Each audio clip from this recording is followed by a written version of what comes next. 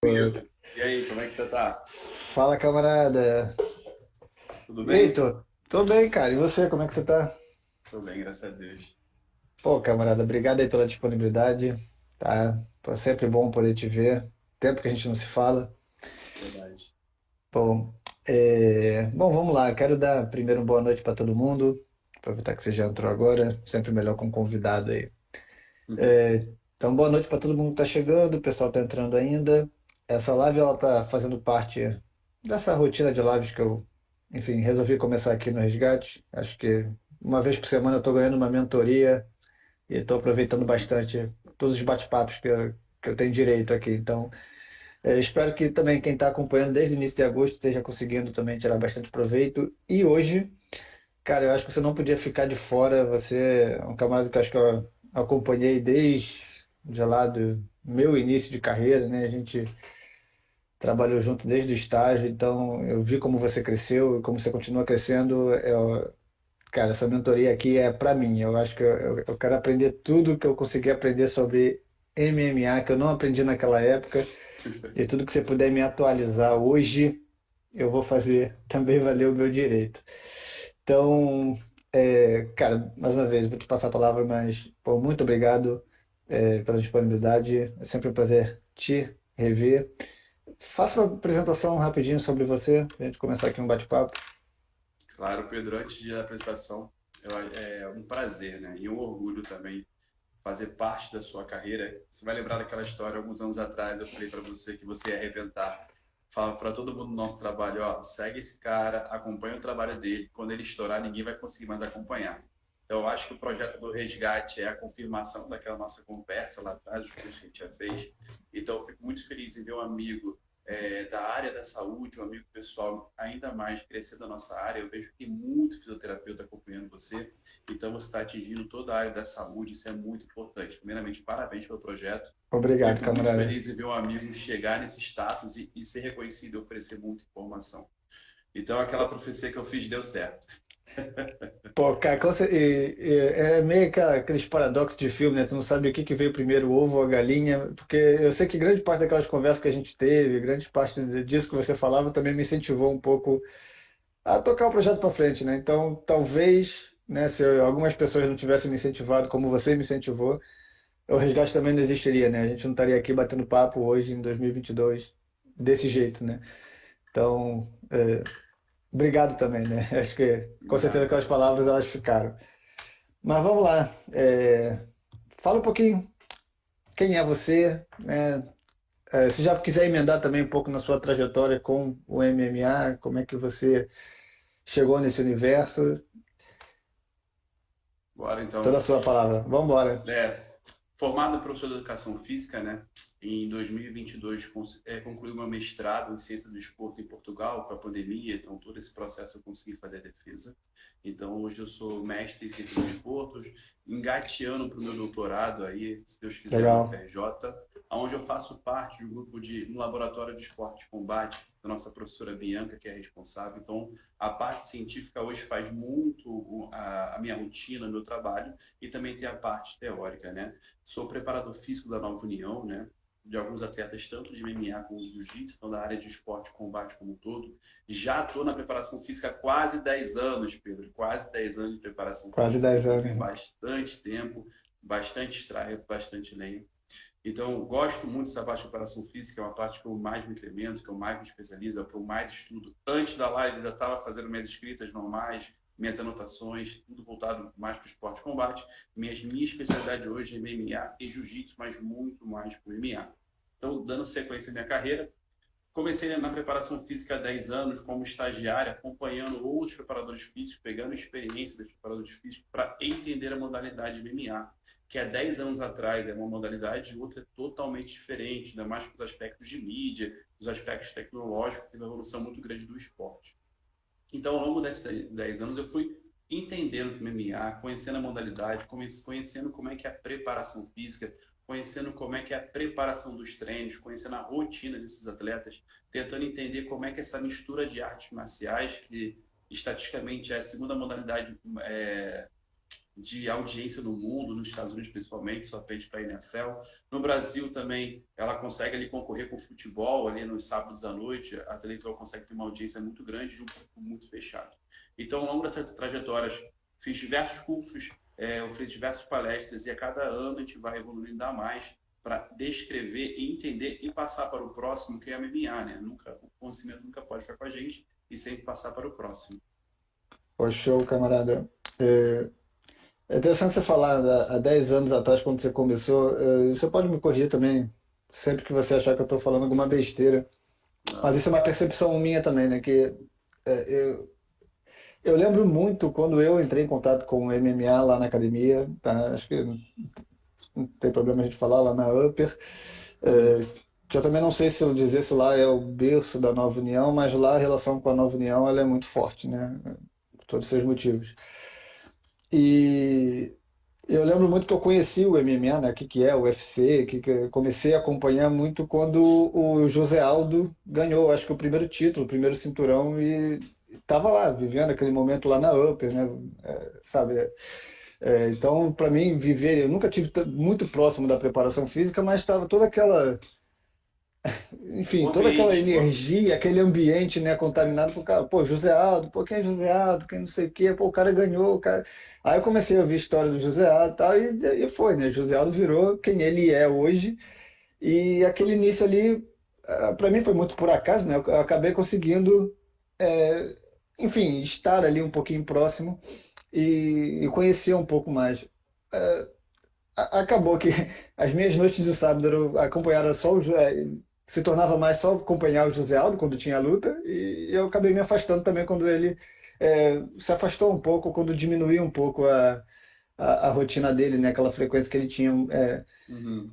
Mas, enfim, então a minha percepção de como é que está o MMA hoje, eu vou dizer, eu estou resumindo o MMA, acabando resumindo ao UFC, né, que eu acho que ainda é a maior marca nesse ramo, Maior né? potência, maior potência. Exato. Então, a minha percepção é que, assim, também a nível de mídia, enfim, de notícias, é que também diminuiu um pouco a ênfase da mídia em torno disso. É, mas enfim, isso é um adendo histórico assim também para situar quem tá assistindo. Mas eu acabei não me envolvendo muito no aspecto do MMA e já trazendo algumas coisas que para a gente começar a conversar um pouquinho sobre Uhum. treinamento e lesão. Como é que é a característica do atleta do MMA, né?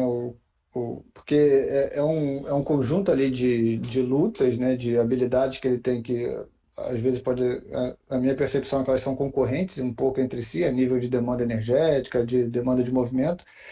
É, e se a gente conseguir nesse primeiro tempo traçar qual é o perfil também desse atleta, né? Como é que ele começa uma carreira de MMA? Por que que ele talvez saia do jiu-jitsu e comece a treinar a tentar outros mercados? Porque realmente eu comecei a ver como cresceu a quantidade de atletas que a Nova União começou a abraçar, né? A quantidade de pessoas que giravam ali ao longo de semanas e meses, né, de novos atletas que vêm gente de fora. Então, quem é o perfil desse atleta? Quais são as características de um atleta de MMA?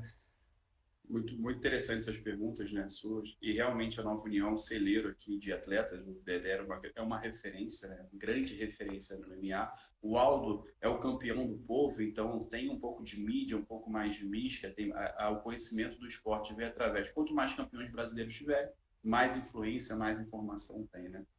Então, esse perfil do atleta é muito importante a gente entender que o MMA que é uma junção, é um mix, né? A MMA é Mixed Martial Arts, um mix de modalidade de combate. Você pega todas as modalidades, jiu-jitsu, wrestling, boxe, kickbox e por aí vai. Então, você vai juntar todas as artes marciais dentro de um combate, com regras, com duração, com round, divisão de peso e aí vai. Então, você faz esse formato. Pegando o gancho histórico seu, o MMA ele vem do conceito de briga de rua, entre aspas, entre a luta livre Uhum. e o jiu-jitsu. Isso é um conceito histórico que vem a formação do MMA, que vem aqui no Rio de Janeiro, no bairro do Flamengo. Muitas histórias aconteceram aqui no bairro do Flamengo, de invasão de academia, de uma modalidade ser superior à outra. Aí a família Gracie desenvolveu isso, levou para os Estados Unidos e construiu o UFC, que é a maior potência. Mas Uhum. existem outras empresas que são potência. O ONI é uma grande potência na Ásia, o ACA é uma grande potência na Rússia, e tem outras potências na América, mas não chega atingindo o UFC. E essa formação do perfil, a gente vai dividir os atletas em dois grupos. O grappling, aquele que vai usar luta agarrada, jiu-jitsu, wrestling, judô. E o strike é aquele que vai dividir os atletas de luta de percussão, que é o boxe e o kickbox. Você vai pegar esse mix, dividir em dois grupos e formar o MMA, na divisão de dois perfis de atletas, o grappling e o strike. A partir disso, você vai ter características, como você muito bem falou, concorrente. Um vai ter uma ação, o grappling, de agarrar o adversário, colocar para baixo e finalizar, que é a estratégia dele. E o strike tem o quê? Ele quer manter a distância do adversário, ele quer jogar chutes, joelhos, golpes para acertar o adversário, pontuar e ganhar a luta nessa estratégia. Então você tem essa junção de ações. E quando a gente vai falar de lesões, cada modalidade ou cada esporte tem uma característica de ações, técnica Uhum. prática, uma característica de ações mecânicas, ângulos, e cada um vai ter uma característica de lesão. O MMA vai ser abençoado que parece que todas as lesões vão entrar no mesmo esporte, porque cada lesão, característica do judô, do jiu-jitsu, do boxe, do kickbox, vão fazer parte do MMA, porque eu vou misturar elas ao mesmo tempo Sim. dentro de uma modalidade de combate. E aí que está a riqueza de detalhes e você vai entender porque o índice de lesão é muito grande nesse esporte. Porque você junta Sim. várias modalidades de combate que cada uma tem uma característica específica e fica formando um esporte só, um esporte único. O... Pegando esse gancho de lesão, né, eu tenho uma vivência muito maior na corrida ou esportes que envolvam, enfim, deslocamento, né, talvez sejam até mais discutidos na literatura em relação à incidência e prevenção de lesão do que um esporte de combate, Uhum. acho que a gente estava até conversando, né, que vocês não conseguem muito prever, vocês têm que se prevenir muito mais daquela questão da lesão por trauma, né, porque é aquilo que realmente acontece na dinâmica da luta, enquanto em qualquer outro esporte, né, de corrida, de deslocamento, a gente tem aquelas questões não traumáticas. Óbvio que tem as lesões traumáticas, mas as não traumáticas é onde está toda aquela as grandes discussões sobre como evitar uma lesão de isquiotibial, por exemplo, que eu acho que não é uma demanda da luta. Ou posso Não. estar. Não. Então, também, quais são as características das lesões e como é que é essa rotina para prevenção ou até mesmo o treinamento envolvendo também a prevenção de lesão? Isso é muito interessante você falar sobre a característica disso, porque a gente tem que entender que um atleta de MMA ele vai treinar 2 períodos por dia, um período de manhã, um período da noite. Legal. Só que em cada período ele vai treinar modalidades diferentes. Vou dar um exemplo. De manhã ele fez o jiu-jitsu, então tem uma Uhum. ação concêntrica, excêntrica, isométrica, dominar o adversário, tentar estabilizar, fazer ações de finalizações articulares, enfim. À noite ele vai treinar o boxe, que são ações características de muita potência, muita velocidade, um sistema energético anaeróbico alático, estímulos que duram no máximo 5 segundos, 3 segundos em máxima velocidade. Então entra a concorrência. Então tive uma Sim. característica de treino de manhã e vou ter uma característica de treino à noite. Isso já dá um treino concorrente, qual vai ser a melhor distribuição de treino para que essas modalidades não tenham uma concorrência e que você não gere um estresse mecânico ou articular muito alto nesse atleta. Então, isso já tem a distribuição de treino, já é uma maneira de prevenir lesões. Se a gente for entender de lesões, no MMA tem as traumáticas, que são os traumas. Eles trocam soco, eles trocam golpes, eles se projetam, eles caem em cima do outro. Então, os traumas são muito comuns. As fraturas são muito comuns. Tem as fraturas que são expostas, aquelas pequenas fraturas que são deslocamento de dedo e por aí vai. Tem as Uhum. lacerações, que são os cortes. Parece que não, mas é um esporte muito comum. Você ter lacerações, pequenos cortes no supercílio, áreas muito sensíveis, cortes nos dedos. Então, existem as lesões decorrentes de treino e as lesões decorrentes de luta. Na luta Legal. é a vera, então você tem uma capacidade de estresse mecânico, uma agressividade muito maior. Então, as lesões de luta, elas têm as fraturas, lacerações. De treino, não é comum ter lacerações. Acontece, não é comum. As entorses acontecem, pequenos traumas. Então, você vai entender que a distribuição de lesões ele vai estar de acordo com o período competitivo, por exemplo, com luta ou sem luta. O que é mais comum, como você citou, são as lesões musculares, que é o estresse mecânico. É a Uhum. musculatura conseguir sustentar aquele estresse por mais tempo. E as mais comuns, como são lutas que têm muitas questões de agarre, são as lesões na cervical, principalmente porque você pode cair de mau jeito, alguém pode dar uma finalização Sim, sem a força nessa região. Uma lesão muito comum, bíceps, ombro, porque a posição de guarda exige que esse atleta fique em isometria por muito tempo. E essa mesma região que faz a guarda, que é sustentar, que é se proteger, recebe golpes. Então, o bíceps é muito comum. Nas ações de grappling, de você empurrar ou puxar, o bíceps é muito presente. Então, lesão no tendão do bíceps é muito comum. Entendeu? Então, hum, as questões musculares estão muito associadas pelas ações repetitivas do entendi. combate e por questões chave de cada modalidade. Existe lesão em posterior? Existe, pode existir, porque se você for perceber, a ação de avançar é um sprint. Sim. Ele faz um pequeno sprint de deslocamento muito curto. E é muito interessante, se você for observar o deslocamento do atleta no MMA, ele faz um asterisco no combate. Ele vai à frente, ele vai atrás, esquerda, direita, diagonais. Então você tem essa ação. Mas o mais comum é membros superiores estar associados a ombro, a peitoral, a bíceps e trapézio, principalmente. Membros inferiores fica uma questão mais dos traumas, membros tomar um chute na região, enfim, acaba tendo essa lesão. O, é- é- Essa leitura que você está me fazendo, né, trazendo um pouquinho também para o gancho uma visão baseada em complexidade, né? O que me parece é que o ambiente da luta e também do treinamento, ainda mais envolvendo o MMA, são muitas variáveis que o atleta precisa lidar, né? Não só no treino, mas na prática também, né? O ambiente, tanto quanto é caótico, porque você depende muito direto da interação do oponente, né? Em curto espaço de tempo e tomada de decisão, né? Então, acho que realmente talvez seja aquela discussão, né? O atleta, primeiro, né? O atleta do MMA, ele deve lidar com dor de uma maneira como outros atletas e outras pessoas comuns não lidam, né? Porque Sim. é uma rotina, né, de dor, não adianta, você está apanhando, você está batendo, então toda uma ressignificação da própria dor. E imagino também a lesão, tem uma outra ressignificação para quem prevenção é sorte. É um atleta nosso, prevenção é sorte. Prevenção é sorte. E é exatamente muito por aí, né? A imprevisibilidade, né? Se vai se lesionar ou não, talvez seja mais como é que você vai lidar depois da lesão e pensar também na reabilitação da lesão, né? Existe um, vou Sim, te cortar que existe um ponto muito chave disso que você falou, que é realmente as lesões a gente não consegue prever traumáticas, mas as lesões musculares você consegue não, você consegue equilibrar as musculaturas e acertar legal. o organismo. Por quê? Se você for avaliar um atleta, ele é destro. Então o que acontece? Ele está com a perna forte dele atrás, para as pessoas entenderem. Então ele fica com a perna direita atrás, a esquerda na frente, a mão mais forte à direita e à esquerda. Então ele vai ficar 15 minutos nessa posição na luta Isso, dos sim, treinos. tá, tá. Então a complexidade do esporte está nas ações mecânicas.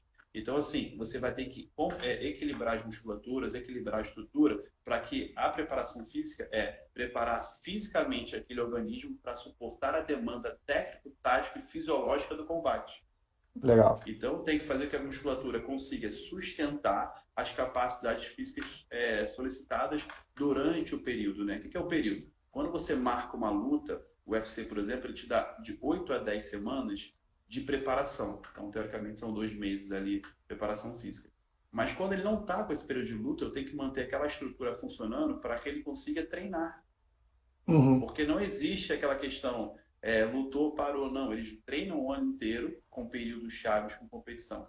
E o mais importante a questão técnica é tão importante quanto a questão física. Se é uma junção de modalidades, ele vai dominar o boxe. No jiu-jitsu ele não vai dominar. Então a questão técnica vai influenciar 100% no aspecto muscular. Ele vai compensar mais musculaturas, ele vai recrutar mais musculaturas necessárias, ele vai ter um estresse mecânico muito maior. Essa recuperação dele do jiu-jitsu demora mais, o corpo dele demora a recuperar para o próximo treino. Então, as modalidades, o Entendi. componente técnico é tão importante. Por isso que eu falo para os atletas, não adianta ser muito bom fisicamente se você não for técnico e taticamente excelente. saber economizar energia, saber economizar caminho, saber aonde colocar a mão em certas posições vai fazer que você cresça menos e se sobrecarregue menos sua musculatura e, consequentemente, você consegue se desenvolver mais.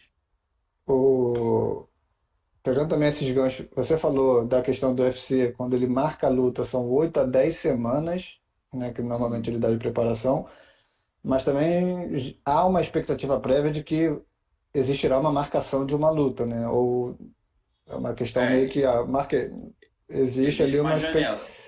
né? Então já também tem uma preparação para uma possível marcação de como é Exatamente. que é essa e você também falou, né, da divisão do treino, né? De manhã ele treina tal, de noite ele treina boxe.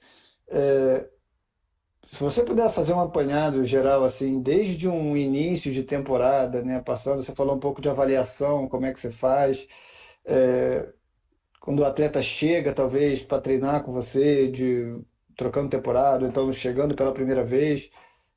Como é que é essa rotina? Até aí tem outro termo também que vocês usam muito, que eu aprendi na época, é o camp, né? Que é o quê? Período Eu de também não treinamento, sei, período específico. que eu imagino que seja um período específico, mas eu não sei definir o que que é um camp. Então, se puder dar uma passada também, como é que é essa rotina? Vamos embora. Claro. O camp é exatamente como eu te falei. Agendou, marcou uma luta, definiu o local, o Legal. adversário, o país, você vai entrar no período de treinamento. Aí dura tipo 6 a 8 semanas, 10 semanas. Eu estou falando do UFC, o maior evento do mundo hoje em dia. Mas Uhum, aquele cara que está iniciando a carreira, às vezes ele vai ter apenas um mês para se preparar para a luta, que é o que você está me dizendo agora. Então, eu tenho um mês de entendi. camp.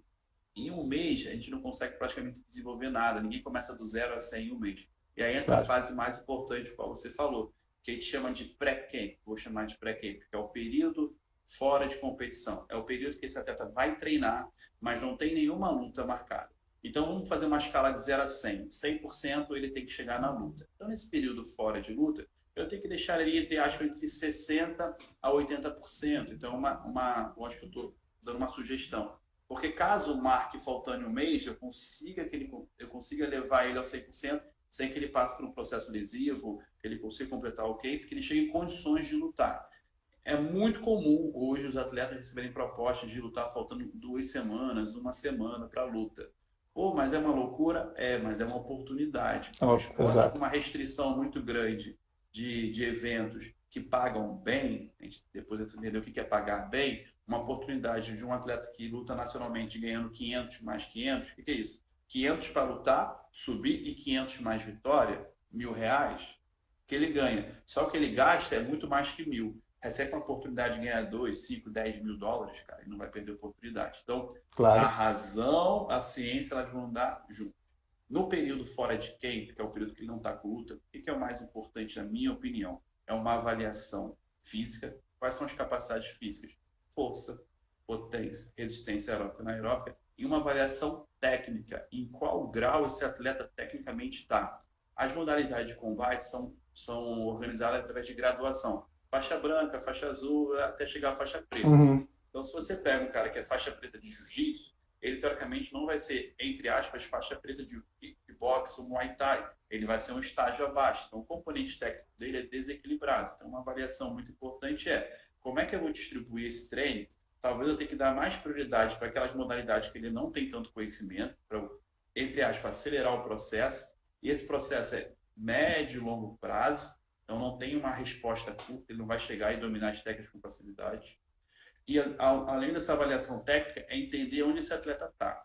Hoje uhum. é muito comum existir o atleta de MMA. Esse atleta, ele, entre aspas, é faixa branca em tudo. Ele não sabe nada. É o pior atleta a se trabalhar, porque ele vai levar mais tempo. Pior não na questão pejorativa. Pior que eu falo, ele não tem formação técnica nenhuma. Então você vai começar do zero em todas as modalidades de combate. Então, aquele Entendi. atleta que é faixa preta de jiu-jitsu, a modalidade de origem dele já me ajuda. Então, ele já tem uma capacidade de física elaborada, uma capacidade de força. O histórico dele está feito. Agora só vamos lapidar ele para a modalidade que a gente precisa treinar devido às suas deficiências. Então, assim, antes da gente fazer as avaliações físicas, o histórico das modalidades, a duração que ele é da modalidade, a graduação dele na modalidade, quanto tempo ele já competiu, nível de competição nacional, regional ou internacional. Se é internacional, então já sei que já enfrentou modelos de competições muito avançados. Dentro disso, a gente vai fazer as avaliações físicas. Quais são as avaliações físicas, por exemplo, de força? Qual o nível de força um atleta se encontra hoje?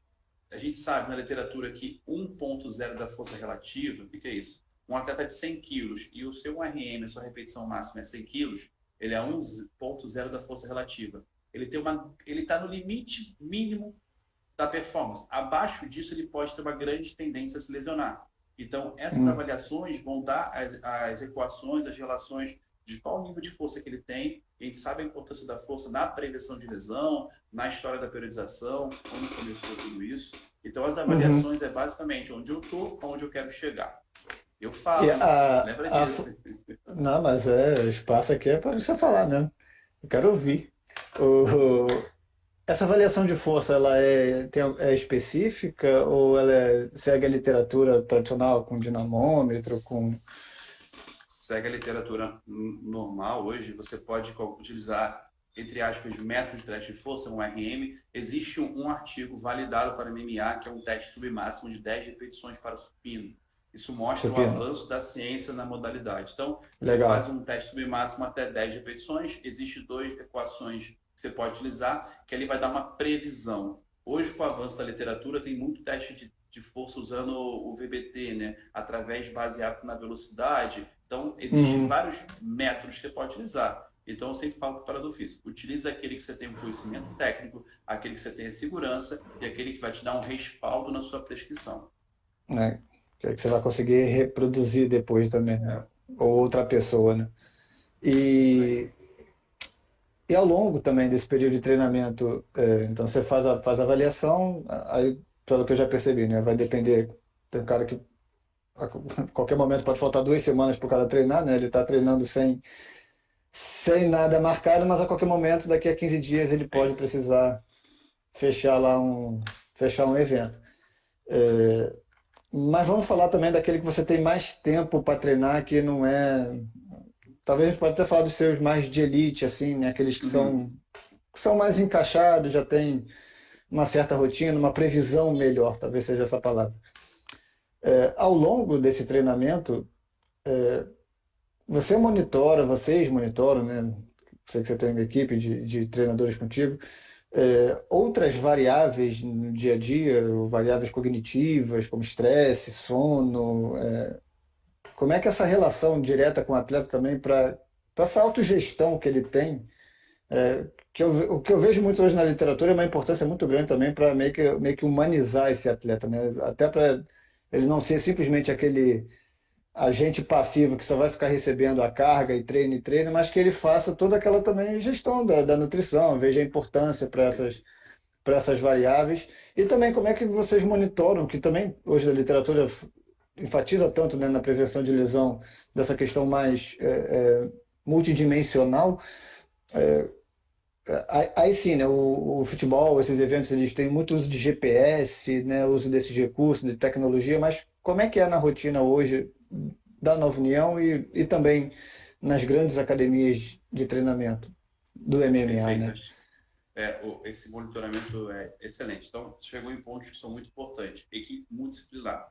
Tem um preparador físico, tem um nutricionista, tem um médico, tem um head coach, que é o Dedé, que você vai saber o que eu estou falando, que o head coach é o treinador principal. Abaixo do treinador principal tem subtreinadores na questão, treinador de boxe, treinador de jiu-jitsu. Então, cada modalidade vai ter um treinador, Legal. vai ter um preparador físico, nutricionista e médico. Então, é uma junção de informações de vários profissionais ao mesmo tempo.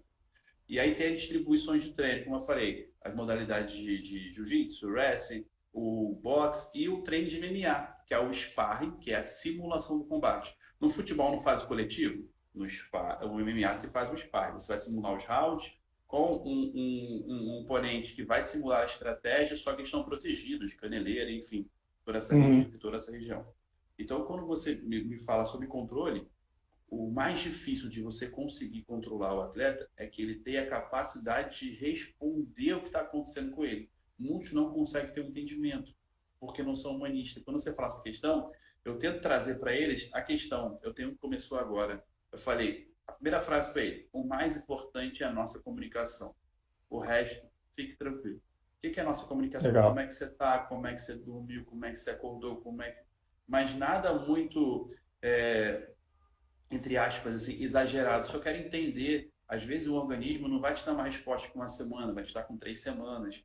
Então, assim, o controle que a gente faz as percepções de esforço, conversa, tudo conversa, e a gente tem uma equipe que anota a percepção de recuperação, mas nada muito preencher uma planilha que você tem que me dar. A gente está introduzindo esse processo, mas a gente já tem um controle de carga que a gente faz. Na equipe, como você falou, tem o professor Marv, que é o nosso estatístico, então ele é responsável pela parte total de Excel.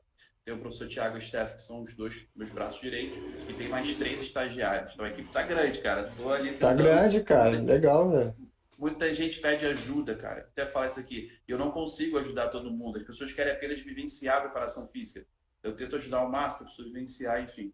Então, nesse processo de formação, no meu dia a dia, quando ele chega a mim, eu já converso.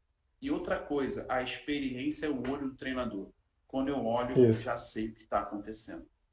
Uma história interessante, num dos camps do Zé Aldo, em qual eu tive o prazer de fazer parte, eu faço parte da sua preparação física, né, da sua equipe. E aí teve um treino que estava em janeiro, no Rio de Janeiro, um calor absurdo. E foi um dia que era o dia de sparring. A gente faz o monitoramento através da frequência cardíaca dele, para a percepção junto com a escala de Borg, a escala de recuperação, na nossa conversa. E é um dia que ele teve que resolver alguns problemas do seu projeto social que ele tem.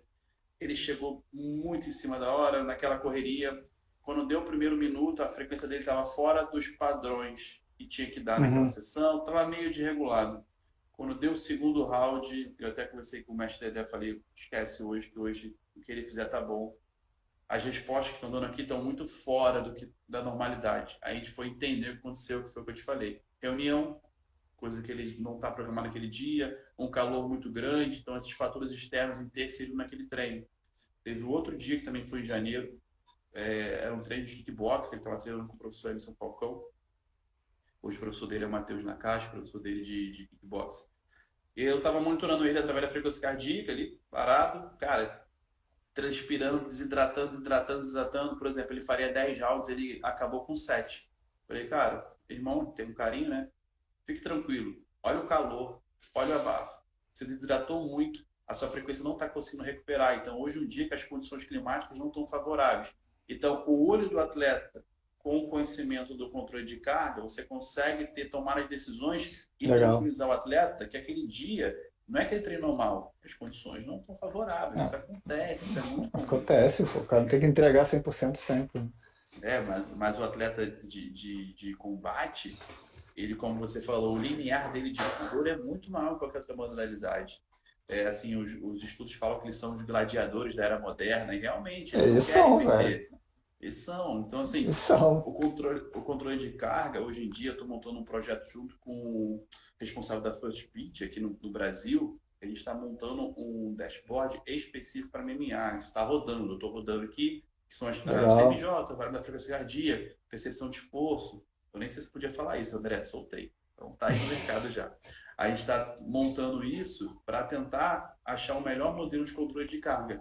Da mesma maneira que são muitas modalidades, são muitos treinos, aí é difícil você conseguir identificar qual treino. Quando está em camp, é mais fácil.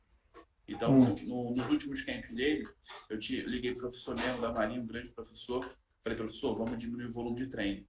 Está afetando bastante o sparring, ele está numa fase de decréscimo. Então, estamos na 4ª semana desse camp, vamos diminuir a carga agora, diminuir o volume para ele crescer nas próximas 3 semanas. Na 8ª semana, eu te garanto que ele vai estar pronto.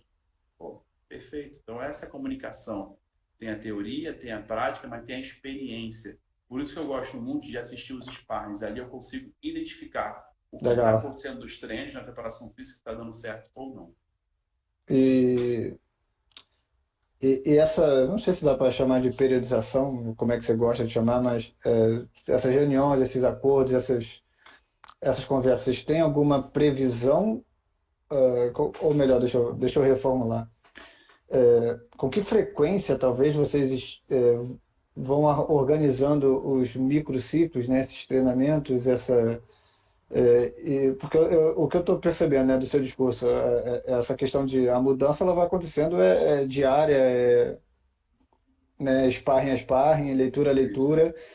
Então, o quanto com antecedência vocês tendem a fazer alguma periodização ou você, eu não sei como é que você usa esses modelos mais tradicionais de periodização que a gente aprende na educação física.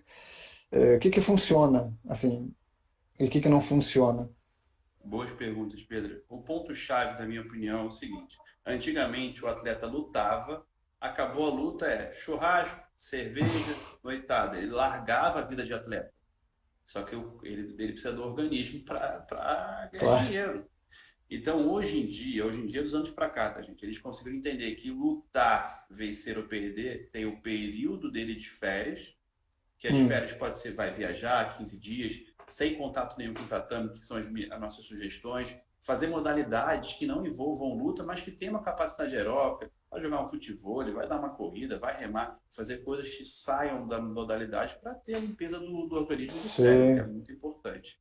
E aí, imagino. nesse ponto-chave, a gente conseguiu identificar que o atleta ele tem que fazer a preparação física, a periodização, o ano todo. Então, fora de camp, nós criamos um modelo de 6 meses de treinamento. Ele vai rodar dentro de um ciclo de treinamento durante 6 meses. Se ele rodou uma vez, se ele rodou 2 vezes, se marcar a luta, eu já sei o que foi feito como base, aí eu vou só afunilar essa pirâmide. Eu vou para a fase final, para a fase específica. Se ele tem Entendi. 1 mês, eu já sei qual a estruturação física foi feita, e agora só vamos lapidar para a especificidade, para as relações de esforço-pausa, para os treinos específicos dentro da estratégia técnica e tática do seu adversário. Então, assim, fora de camp, a gente constrói a base. Que base é essa? Aumentar a força relativa do atleta, equilíbrio neuromuscular, antero-posterior, os movimentos são para frente e para trás, equilibrar as musculaturas, ensinar os movimentos técnicos que quando eu entrar em campo eu não posso mais estar corrigindo, principalmente o levantamento de peso olímpico, que são Hum, complexos de execução, precisa de um período de ensinamento. Tá? Dentro desse período, manutenção do peso corporal. O peso corporal não pode sair da margem de segurança caso tenha proposta em cima da hora, ele consiga ter condições físicas de perder esse peso e lutar com as capacidades físicas. Então, fora desse período, que é o fora de camp, a gente organizou uma estrutura de 6 semanas que ele fica girando. 1, 2, 3 semanas. Então, eu acredito que eu não. Por que 6 semanas? O atleta normalmente luta 2 vezes ao ano. Então, eu faço um ciclo de 6, outro ciclo de 6. Mas já pode acontecer 3 vezes, ciclo de 4, seis 4. semanas. Então, ao longo desse ciclo, eu vou seguindo uma periodização onde um mês é um pré-requisito para o outro. Por exemplo, vou falar uma questão aqui. Primeiro mês de trabalho de força, predominante é a valência física de trabalho de força. No segundo mês, a predominância é a força isométrica, porque é uma modalidade que tem controle e domínio do adversário.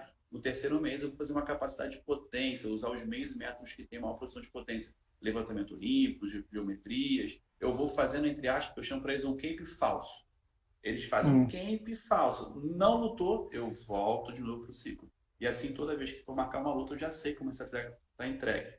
Mas como você fez uma pergunta antes, atletas com mais de 10 anos, mais de 8 anos são 2 ciclos olímpicos, eles já têm uma capacidade física pronta. Então, os treinos ficam muito mais voltados para as capacidades técnicas e táticas e a manutenção legal. das capacidades físicas. O Aldo mesmo tem mais de 10 anos de carreira.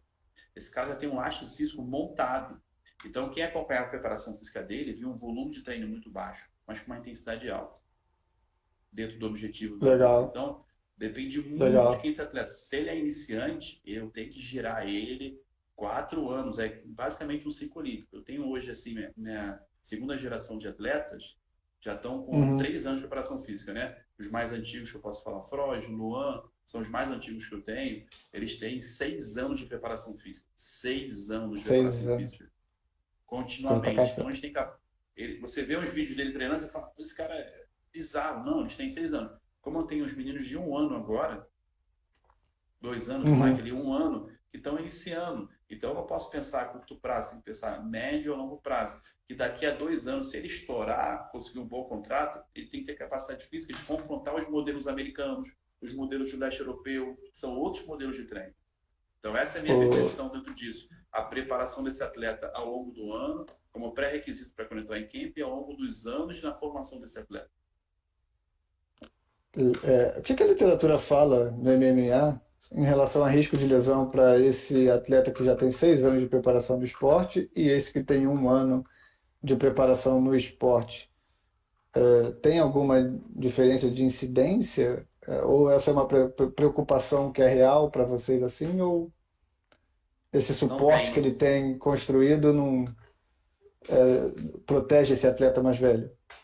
Eu entendi. O atleta mais velho tem uma tendência a ter menos lesões, Ah, legal. É, né, musculares. Lógico, aqueles que são ativos. Que são sim, ativos, ele legal. mantém uma periodicidade treinando. Se você parar e voltar, cara, todos nós aqui vamos ser aptos, né? Sim, Mas sim, pelo sim, sim. lastro físico, aqueles que têm mais lastro, eles conseguem suportar por mais tempo, né? É porque a palavra lesão ela é muito complexa, é um paradoxo muito assim, cara. Então o Sim, cara não sim, se sim, sim, machuca? sim. Não. Ele pode pisar no buraco do tatame e torcer o pé, né? Então, assim, Exato. E tem aquela também, né? É a lesão, muitas vezes que eu vejo na literatura, pelo menos que eu acompanho, é a lesão, mas que tira o cara de uma sessão de treinamento, por exemplo. Aí sim é marca como lesão na literatura. Se o cara se lesionou, mas uhum. voltou a treinar no dia seguinte, né? Mas Beleza, afastou naquele dia. é, o É, limiar é tão grande dele de dor que um dedo não vai atrapalhar o treino. né? Isso é bem interessante. Isso é bem interessante, cara. Você tem Né? que Isso é bem falar com isso, interessante. ó. É melhor um dia parado do que uma semana parado. Então não é uma coisa que freia ele.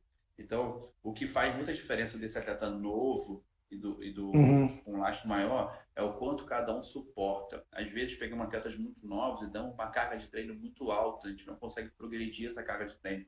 Já começa de 0 a 100. Eu tenho um atleta que ele já é forte. Eu não falo os nomes porque são os atletas, né? Já vou Sim. ele é muito forte, mas ele é forte de natureza. Ele nasceu forte, ele já veio da região do norte, nordeste forte. Mas os tendões, os ligamentos não são fortes. A gente não Hum. pode confundir um cara que é forte porque derruba os outros, faz muita força, mas os tendões e ligamentos talvez não estão aptos para carga de treino. Então tem que preparar os tendões, o ligamento, Legal. equilibrar a musculatura. Então as pessoas falam, cara, ele é muito forte. Eu falei, cara, ele não é forte. Mas não na perspectiva que ele seja fraco, mas a estrutura não está pronta. Eu estou com ele há 4 meses. Agora eu posso falar. Falei para ele, no nível aqui eu acho que você está bom, mas para nível internacional você não está pronto fisicamente. Ele, como assim? Eu falei, não está pronto. Tem um cara igual a você sendo construído lá fora. Eu preciso construir você junto com a equipe Hum. toda, não é só preparação física, questões técnicas. Para quando você pegar um americano, um asiático, ou um russo, um leste europeu, o nível físico e técnico tem que estar igual. Porque quando está nesse nível, filho, é só um detalhe que define. Então, a construção, a preparação, a organização desse cara. Eu gosto muito de trabalhar com base, às vezes você reparou, né? Eu gosto de pegar o cara e construir ele e entregar. Pronto, entregar um grande evento, entregar uma grande competição, cara, esse é meu maior prazer. É bom, né? Até porque tu sabe que lá na frente o trabalho que tu fez na base, o trabalho que o cara fez na base foi teu, né? Então tu sabe exatamente o que foi feito. Vai É, acontecer. quantos atletas vocês têm hoje, assim, por alto, assim, número Na Nova União é difícil mensurar, né? Na verdade, na Nova União no... existe vários preparadores físicos, né? Então tem vários preparadores Uhum, físicos, uma quantia de atleta. Acredito que na Nova União, eu posso falar um número errado, que é o que sei que todo mundo fala quando tem treino lá, 50, 60 atletas, mas eu não sei se é da Nova União ou está indo visitar, porque o CT é hoje um entendi. lugar que o IDE permite que você vá treinar jiu-jitsu, outras modalidades. Só os treinos da Nova Ah, União que você mas não pode, então eu não tenho ideia de como está os só, treinos. mas só pelo número que você deu já dá para ter uma ideia da É, grandeza da equipe e da capacidade que vocês têm, né? né? Ô, Hoje eu você... atendo, hoje eu atendo, posso estar falando besteira, 20 atletas. 20 Uhum, atletas atendo. E aí uma coisa muito importante, que as pessoas, cara, uma história engraçada.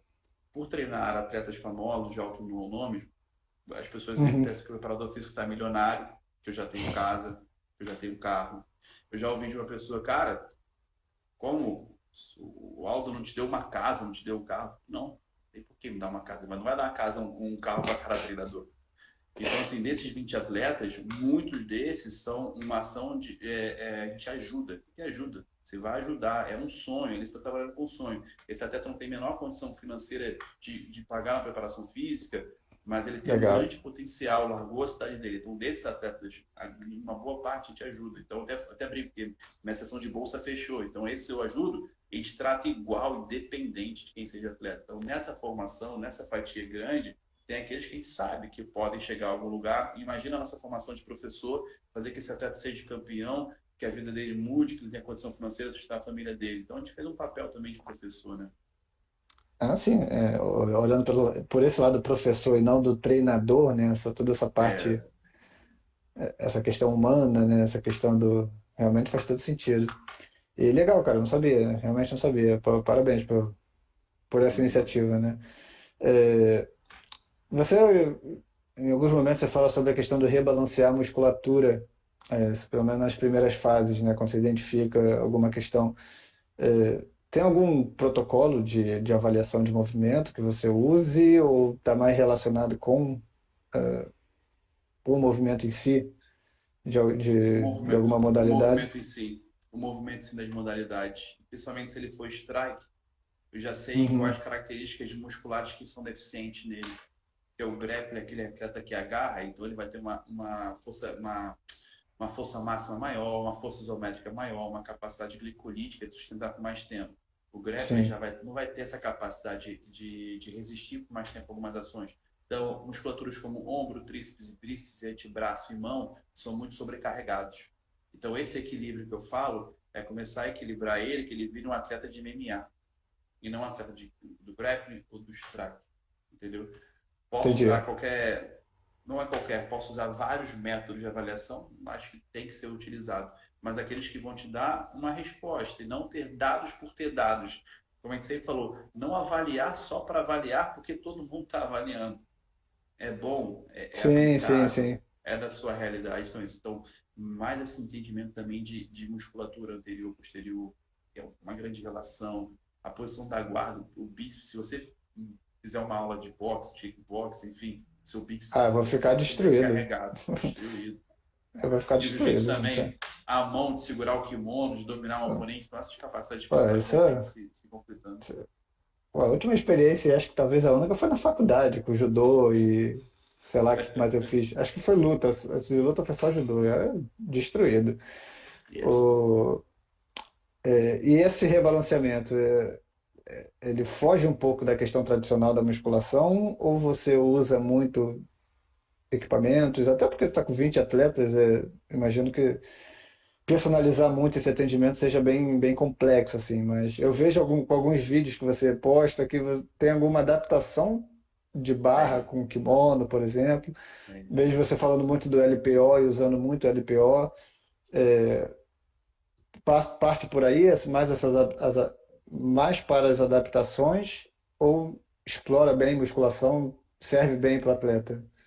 Eu consigo explorar todos os métodos, desde o método complexo, desde a musculação de máquina, desde a musculação com peso livre. Que eu acho que o grande segredo disso é você conseguir pegar todos os métodos e saber utilizar no momento certo. É que nem um ingrediente. Uhum. Eu vou fazer uma sopa, tenho vários ingredientes, em algum momento eu vou colocar mais um outro. Então, Pedro, vou passar por todos os Ah, processos.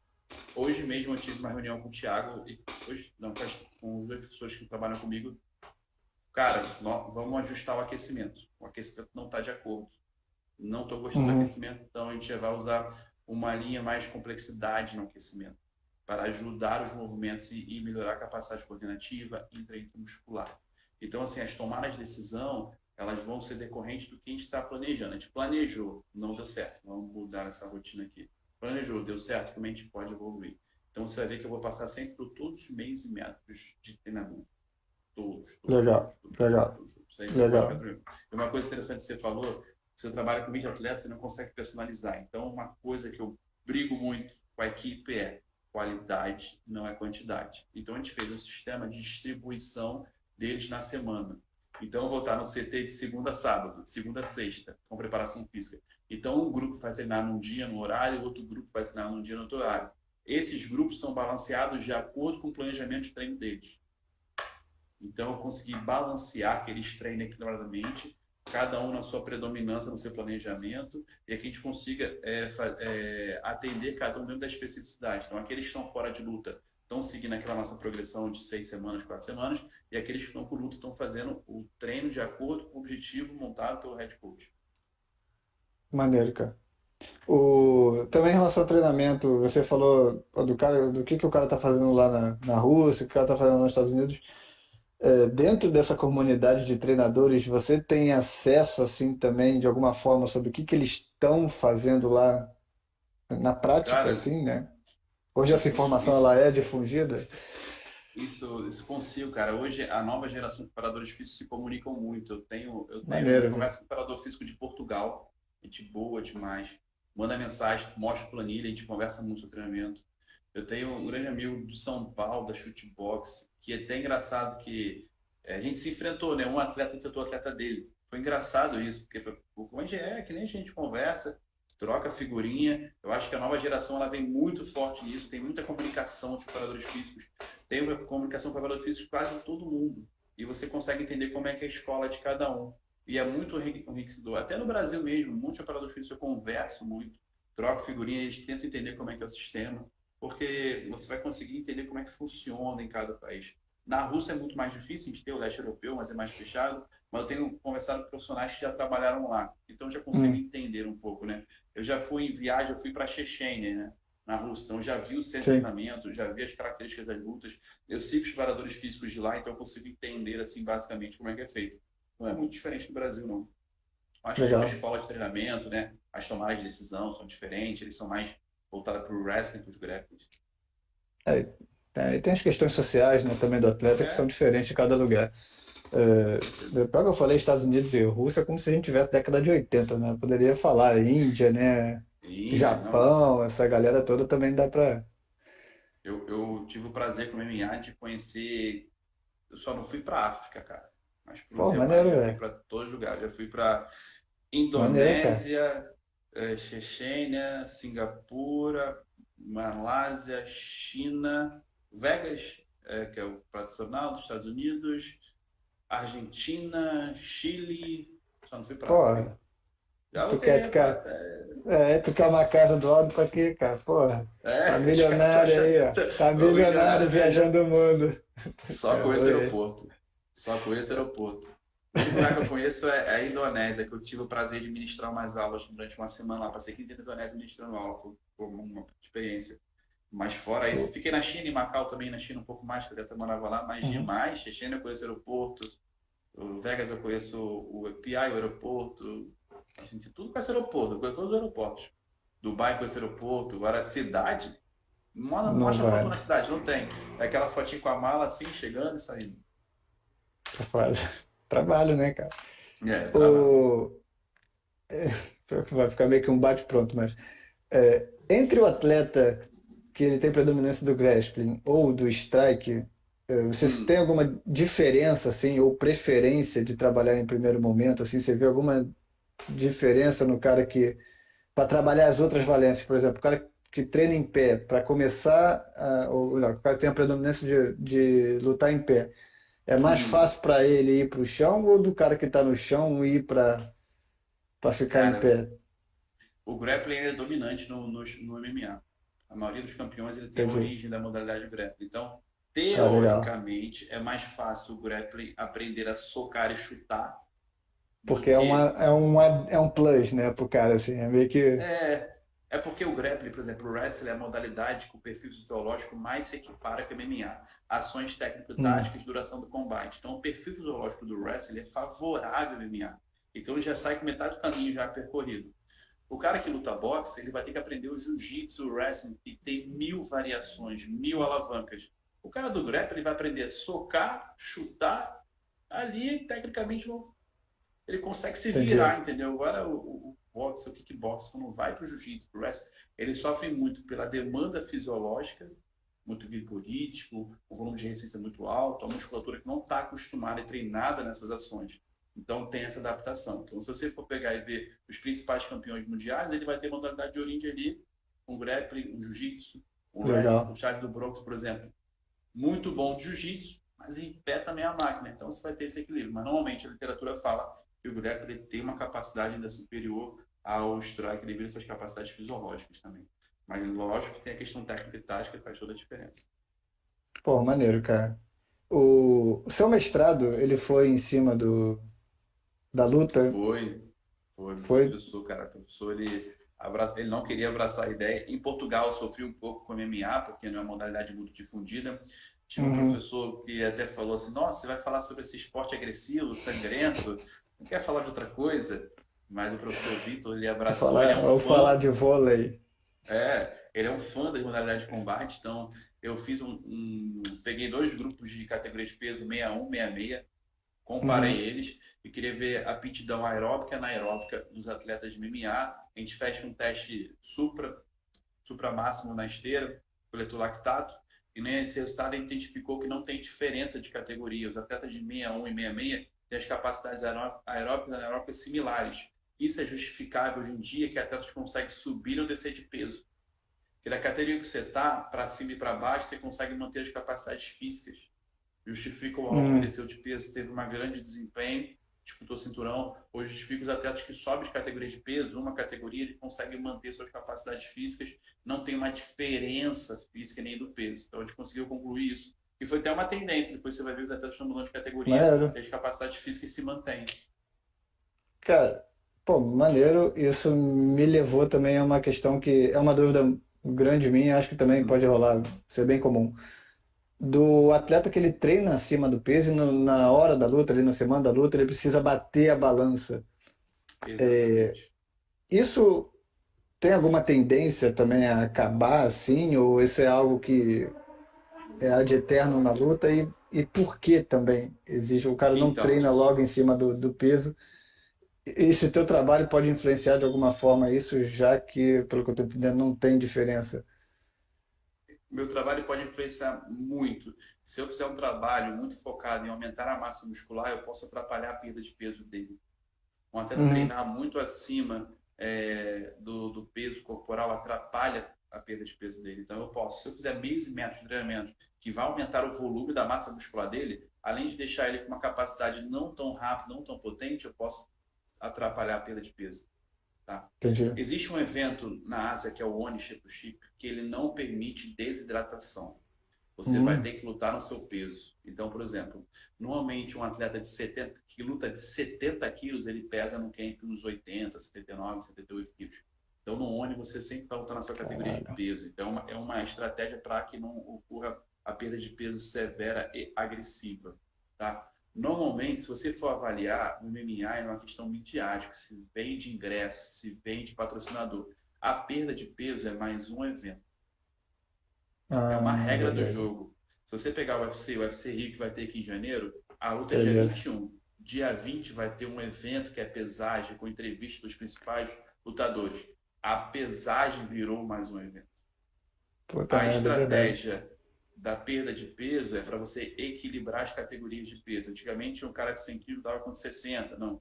A categoria de peso é para equilibrar a competição e equilibrar os atletas dentro de uma zona de quilos, tá? Só que existe uma estratégia, sendo muito bem feita com profissionais da área de saúde, médico nutricionista, ele consegue reduzir, que é a desidratação, que é a diminuição do volume, né, da água corporal, e depois de reidratar esse atleta, ele consegue lutar tranquilamente. Lógico, meios e métodos validados, qualidade. Existem maneiras Sim. muito erradas de perder peso. Isso já mostra déficits de força, de potência, déficits cognitivos, déficits de velocidade. A perda de peso mal feita e a recuperação de peso, que é a parte tão importante, mal executada, com certeza compromete a performance dos atletas na luta. Por isso tem que ser feito com profissionais responsáveis, nutricionistas e médicos, na minha Ótimo, opinião. camarada. Não, e acho que a opinião mais concisa e correta, né? Né? É, cara, pra gente fechar aqui, pô, eu aprendi coisa mais aquilo que eu aprendi naquele período que eu fiquei lá na academia, nessa mentoria, mas eu vi que rolaram algumas perguntas aqui. Quais são os testes aeróbicos e anaeróbicos que podem ser realizados? que eu acho que Ah, foi em relação ao seu mestrado isso, não? se for meu mestrado, a gente usou esteira, porque não existia ainda nenhum protocolo validado para MMA, um teste específico para MMA, quando eu fiz. Então, a gente utilizou a esteira, que é um método validado mundialmente. Mas hoje em dia, você pode fazer o teste de engage. O que é isso? O atleta pode socar e chutar durante 30 segundos, você vai calcular quantos socos ele deu. Na verdade, você pode adaptar vários Hum, testes. O de engage é isso. Jab direto, chute, 30 segundos. Quantas combinações ele faz isso, você vai retestando isso. Isso pode ser um teste anaeróbico máximo. Um teste aeróbico pode ser um teste incremental através de uma ação sonora. Ele tem que dar uma ação de mesma coisa, jab direto, chute. E à medida que vai passando o tempo, esse sinal vai ficando mais rápido até que ele perda a capacidade motora ou que ele não consiga mais acompanhar o ritmo do teste, que é meio que igual nos outros testes. Então, na verdade, não tem nenhum teste específico, são adaptações que eu faço. Você pode fazer adaptações. Sim, Futuramente, meu doutorado pode seguir essa linha ainda aí, tá pô, evoluindo algumas coisas aí muito boas. legal, camarada. Acho que outra pergunta foi sobre também prevenção de lesão durante o treinamento, controle de carga, mas acho que você falou bastante sobre isso. Treinamento de força, cara, acho que é É, uma boa capacidade que vai prevenir lesão, os equilíbrios musculares, lógico. E aí entender como é que esse cara treina. Esse cara vai treinar 1, 2, 3 horas, e depois ele vai descansar quanto tempo para a próxima sessão de treinos. Então, é todo uhum, o conceito de treinamento de força, do treinamento, né? Treinamento esportivo não muda, só muda a especificidade, as questões bem oriundas do MMA, mas o conceito, ele é geral. legal. E aproveitando esse gancho também, para a gente fechar, quem quiser aprender mais sobre MMA, você tem um curso, né, nisso, aqui no Rio de Janeiro. Fala um pouquinho mais sobre esse evento. Vou aí para minha terceira turma, né?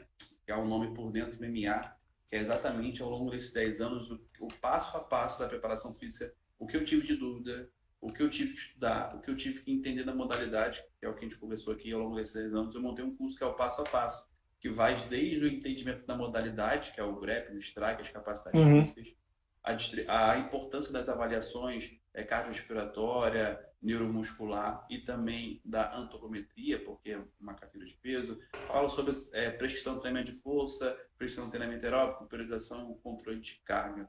Então, tá fechando para o mês que vem, se não me engano, dia 12 e dia 13. São 2 dias que começa. Vai ser um sábado e domingo, 4 horas cada uhum, dia. No legal. primeiro dia, a gente faz os testes de força, os testes de avaliação de salto. No segundo dia, com esses dados, a gente começa a montar ideias de periodizações, planejamentos, e também a gente faz uns protocolos de treino de tatame. Tá? Nesse curso, Bota a galera para brigar, cara. boto. Boa. Não, só os treinos intervalados com variação de luta. Nesse curso também a gente oferece um e-book, está disponível aqui no meu Boa. Instagram. Você pode ver lá que é uma revisão sistemática que eu fiz no mestrado sobre as Hum, capacidades, das modalidades de combate que compõem MMA. Para você entender MMA, você tem que entender o jiu-jitsu, tem que entender o wrestling, entender cada modalidade, como ela funciona, suas distribuições energéticas, suas distribuições musculares, para você entender MMA. Então, esse é o meu e-book que vai junto do curso, mas quem não fizer o curso já está disponível aí no Hotmart. E ano que vem, Pedro, esse vai sair, se Deus quiser, um segundo e-book falando uma relação, uma revisão sistemática geral sobre o MMA. Estou produzindo, estava escrevendo hoje, já estou no pô, segundo capítulo aí. Vamos parabéns, velho. falar desde a história do MMA, a descrição do grappling strike, isso o que a literatura traz. Fazendo uma varredura enorme na literatura para ver o que livros, o máximo possível para descrever essa modalidade, fazer uma descrição completa do que é o MMA. Então, uma proposta, acho que é um segundo e-book aí. Não tem data, porque eu quero escrever com calma, eu quero oferecer o máximo Claro, de pô. conteúdo para a galera, sem pressa, sem ser aquele desespero, mas o primeiro já está escrito lá. O... Tendo mais dúvidas, manda mensagem que eu respondo com calma, a gente vai conversando. Não, com certeza. É importante, né, que você tá tomando essa iniciativa toda. Primeiro, você está há muito tempo nesse meio e também está correndo para publicar em cima do próprio esporte que você trabalha, né? Então, isso é, Isso. pô, para o esporte, assim, não só a nível nacional, mas a nível internacional, isso é importantíssimo. A gente lançou uma Parabéns revisão por isso, né, cara? sistemática agora, esse ano, cara, uma revisão sistemática. Tem, cara, entrou no meu Instagram, na bio tem tudo isso escrito, Beleza. tá tudo lá, o artigo, cara, os 2 artigos que a gente fez, um de jiu-jitsu relacionado à Covid e um primeiro, cara, a última revisão sistemática do MMA, cara, a gente, junto com diversos profissionais do Brasil, a gente descreveu aspectos de treinamento, aspectos de lesões. Você vai ver que a Porra, cabeça maneiro, velho. é a região que tem mais impacto, porque o objetivo da luta é você acertar a cabeça, Nocauteado. porque por causas traumáticas, né? Alterações das composições cerebrais, enfim, todo o processo do trauma acontece. O corpo é, segundo, se não me engano, a segunda região golpeada e a terceira é a perna. Então, assim, ali você vai ter uma varredura muito grande do MMA, que, cara, evolui demais. Maravilha, Alex. Eu vou deixar todas essas informações também nos stories, né? Do Obrigado. curso, do e-book, depois junto com essa live, com a gravação da live. Cara, para mim foi um enorme prazer, eu aprendi pra caramba. Você falou que você fala muito, mas Eu falei, o meu objetivo aqui é uma oportunidade de aprender ao vivo, assim. Então, tenho certeza que muita gente aproveitou também, que podia ter dúvida, e eu sei que você tem muito mais conteúdo para apresentar que esse curso você vai conseguir abordar. Começa a pensar também no, num estágio aí para a galera que quer aprender isso na Cara, real, isso, assim, cara, uma oportunidade da galera fazer uma imersão, alguma coisa mais ao vivo, né? Conversar com o atleta, né? Dar, pô, enfim, eu acho que tem muito mercado para isso ainda, mano. É uma área que. isso é uma coisa que eu venho pensando, cara, como organizar que ele consiga vivenciar aqui a preparação física, ver os sparring, ver os treinos, já venho pensando nisso. Agora eu tenho que só estruturar o nosso Maneiro, pós, né? cara. Muita coisa Não, envolvida, mas se assim, quiser opinião, alguma coisa aí, eu estou à disposição, uhum, tá? Pô, muito obrigado mesmo, camarada, pela disponibilidade. É sempre um prazer conversar contigo. Manter esse contato mais próximo daqui para frente, que claro. sei que com certeza a gente tem muito a acrescentar um ao outro. Quem quiser, tiver dúvida sobre qualquer coisa que você falou, com certeza, se te perguntarem no inbox, você vai ter o maior prazer em responder, tá? Obrigado, Pedrão. Eu, Sucesso para você, ó. pô, Muito feliz em participar aqui hoje. que isso, camarada. Sucesso para você também. Galera, eu vou encerrar a live. Essa live vai ficar gravada ainda aí alguns dias no meu feed, depois ela vai lá para onde as lives que saem do feed vão, que eu acho que é ali o PGTV. E quem tiver dúvida, pode perguntar para mim. Eu vou repassar para o Alex, mas se perguntarem para ele, melhor ainda, tá bom? E até uma próxima. Até semana que vem. Mais uma vez, obrigado, Alex. Uma boa noite, Valeu, cara. camarada. Valeu.